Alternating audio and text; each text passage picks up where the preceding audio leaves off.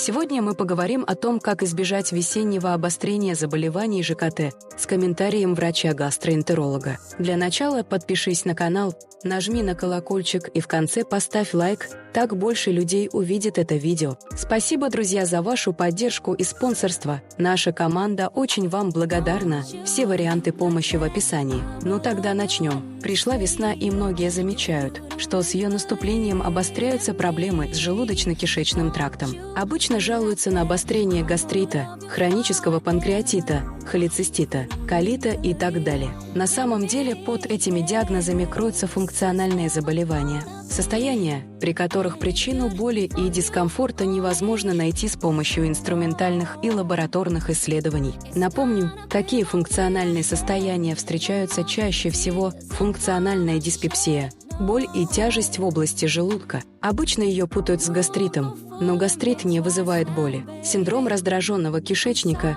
боль в животе, диарея или запор, иногда вздутие. Его часто принимают за хронический панкреатит или холецистит, потому что боли могут возникать в разных отделах кишечника и в местах проекции поджелудочной железы и желчного пузыря тоже. Вздутие может быть отдельным функциональным заболеванием, как диарея и запор. Функциональная изжога – жжение за грудиной при отсутствии рефлюкса. Людей с функциональной изжогой обычно пытаются лечить от гастроэзофагеальной рефлюксной болезни, что неверно. Синдром горящего рта – чувство жжения на языке, губах, небе и щеках. Почему функциональные заболевания обостряются весной? У науки пока нет ответа, но многие ощущают, что эти состояния обостряются именно с приходом весны или даже с середины февраля. Что делать? Если вы страдаете функциональным заболеванием, наверняка у вас есть схема базовой терапии, от которой вы отмечаете улучшение. Эти препараты назначаются курсом, могут приниматься эпизодически. Если вас настигло обострение, вы уже знаете, что нужно принимать по схеме. Например, при функциональной диспепсии – ингибиторы протонной помпы и прокинетики, при синдроме раздраженного кишечника – препараты для закрепления стула или слабительные, в зависимости от варианта синдрома, спазмолитики, чтобы снять боль. Препараты для закрепления стула и сорбенты можно применять при диарее и вздутии. Еще при вздутии помогает Low FODMAP диета.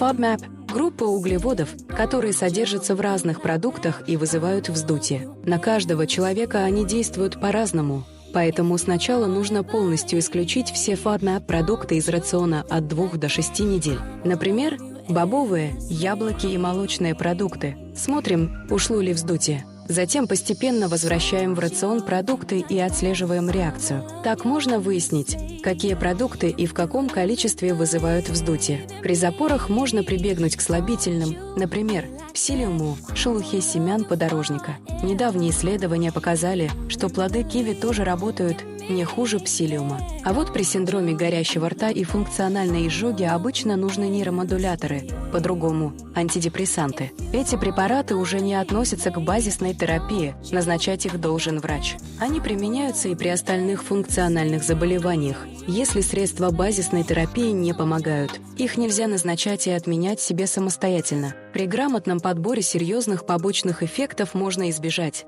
но нужно учесть все особенности, и это задача врача. Также иногда назначаются антибиотики. Это тоже не средство базисной терапии. Если принимать их бесконтрольно, нарушая инструкцию, можно вызвать антибиотикорезистентность. Появятся бактерии, на которых антибиотик уже не будет действовать, что поможет, кроме лекарственной терапии. Попробуйте отследить, на какие продукты и в каком количестве возникает реакция. Не обязательно исключать их полностью, возможно, небольшое количество вы перенесете хорошо. В этом поможет дневник питания. Это относится не только к Low FODMAP диете. При синдроме горящего рта и функциональной изжоги тоже могут быть продукты, которые усиливают симптомы. Например, газированная вода, цитрусовые, кофе. Физическая активность снижает уровень стресса и улучшает перистальтику кишечника. А еще старайтесь достаточно отдыхать, чтобы не усиливать стресс. Здоровый сон доказанно уменьшает болевой синдром. Еще больше информации вы можете найти на нашем канале по различным медицинским направлениям и советами практикующих врачей, которые могут вам быть полезны. Будьте внимательны к своему здоровью и не забывайте вовремя проходить контрольные исследования, если это требуется. Обращайтесь за помощью к грамотному специалисту и никакого самолечения. На этом все. Здоровья и удачи вам, друзья!